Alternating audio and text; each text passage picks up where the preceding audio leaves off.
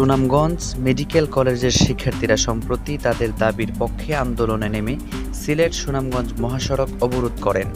তাদের মূল অভিযোগ ছিল নবনির্মিত মেডিকেল কলেজ ও হাসপাতালে পর্যাপ্ত ওয়ার্ড সুবিধা না থাকা এবং দ্রুত হাসপাতাল চালুর প্রয়োজনীয়তা। রবিবার 20শে এপ্রিল 2025 সকাল 10টা থেকে মদনপুর এলাকায় বাঁশ দিয়ে ব্যারিকেড তৈরি করে সড়ক অবরোধ করেন শিক্ষার্থীরা, যার ফলে মহাসড়কের উভয় পাশে কয়েক কিলোমিটার যানজট সৃষ্টি হয়। প্রায় 1 ঘন্টা পর সকাল 11টার দিকে সেনাবাহিনী ঘটনাস্থলে পৌঁছে শিক্ষার্থীদের সড়ক থেকে সরে যেতে অনুরোধ করেন। তবে উত্তেজনাকর পরিস্থিতির সৃষ্টি হলে সেনাবাহিনী লাঠিচার্জ করে অবরোধ তুলে দেন। এ সময় কয়েকজন শিক্ষার্থী আহত এবং পরিস্থিতি নিয়ন্ত্রণে আনতে সেনাবাহিনী 1.5 ঘন্টা সময় নেয়। বর্তমানে শিক্ষার্থীরা ক্যাম্পাসে অবস্থান করছেন। সেনাবাহিনীর মেজর মেজবাহ উদ্দিন জানান, সড়ক অবরোধের কারণে যান চলাচলে বিঘ্ন ঘটায় শিক্ষার্থীদের সরিয়ে দেওয়া হয়েছে এবং বর্তমানে পরিস্থিতি স্বাভাবিক রয়েছে।